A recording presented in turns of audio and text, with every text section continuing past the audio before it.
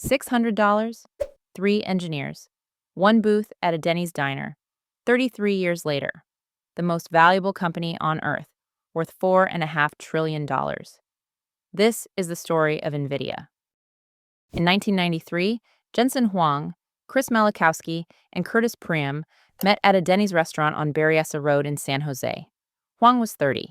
He chose Denny's because he'd worked there as a teenager, washing dishes and pouring coffee. Each founder put in $200. Their starting capital, $600 in pocket, $40,000 in the bank. Sequoia Capital invested $2 million at a $6 million valuation. The pitch was so bad that Don Valentine, Sequoia's founder, told Huang, "If you lose my money, I'll kill you." The name NVIDIA comes from the Latin word invidia, meaning envy. Among 70 startups racing to build 3D graphics, only 2 would survive: NVIDIA and ATI.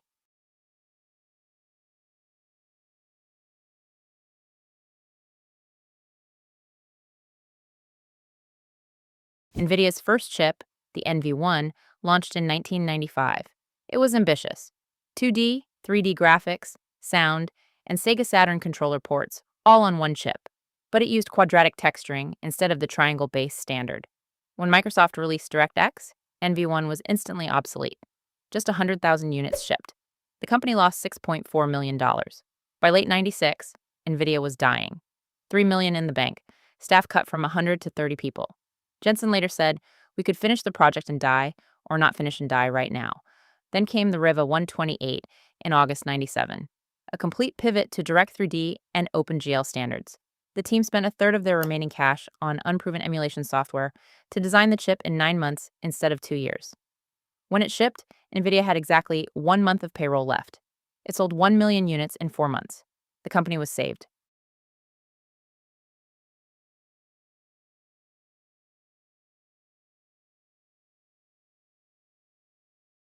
In 1999, NVIDIA launched the GeForce 256, the world's first GPU. Hardware transform and lighting moved 3D geometry calculations from the CPU to the graphics card. Then came NVIDIA's biggest bet ever. In 2006, they launched CUDA, letting developers program GPUs for any computation, not just graphics. Jensen recalls, "When I launched CUDA, the room went completely silent. Nobody wanted it. Nobody asked for it. The cost of making chips doubled. Market cap crashed from 12 billion to 2 or 3 billion. Wall Street criticized the company for 10 straight years. NVIDIA invested $12 billion in R&D between 2006 and 2017. Then in 2012, AlexNet, trained on 2 GeForce GTX 580 GPUs, shattered image recognition records. Jeffrey Hinton later said, "AlexNet wouldn't have happened without NVIDIA." The entire deep learning revolution was built on CUDA.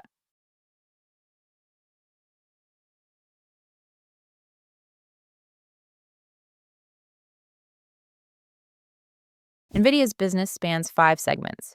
Data center dominates at 90% of revenue, $194 billion.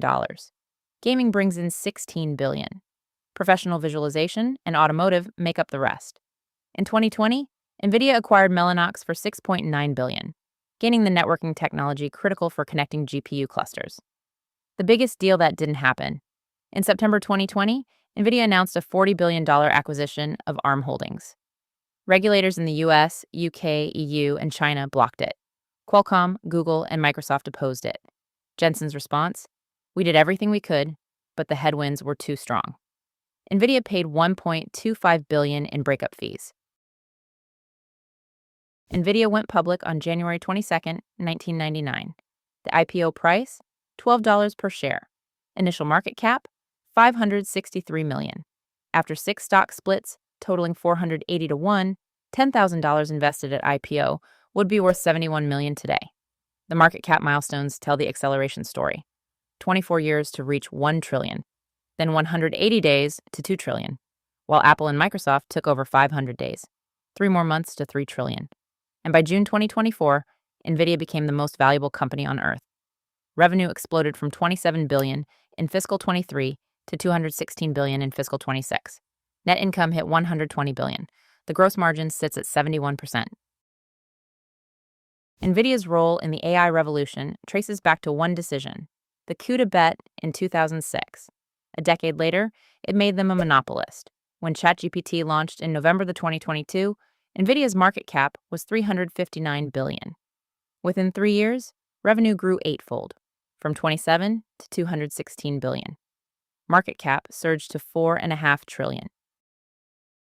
The H100 became the most sought-after chip in history, priced at $25,000 to $40,000 and up to $120,000 on the secondary market.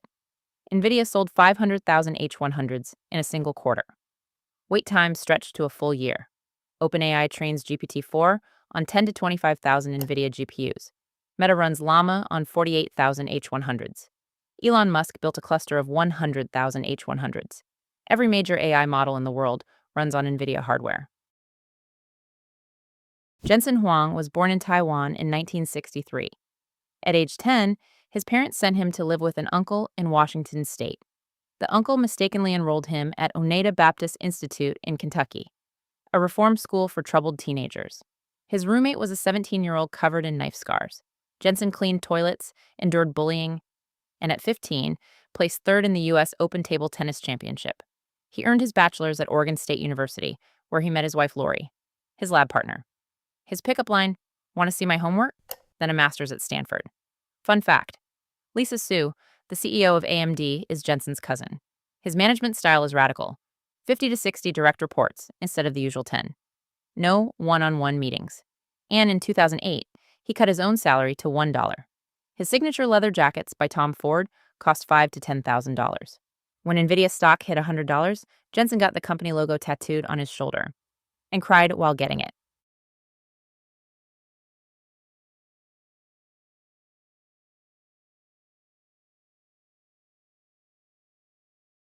NVIDIA's next architecture, Rubin, promises a five-fold performance leap over Blackwell. Revenue is projected at $312 billion annualized. The confirmed order backlog exceeds $500 billion. Building NVIDIA, Jensen once said, was a million times harder than he expected. If he'd known the pain and suffering ahead, he would never have started the company. No reasonable person would have. And yet, from a diner booth to $4.5 trillion, this is perhaps the greatest startup story ever told. Subscribe for more company deep dives.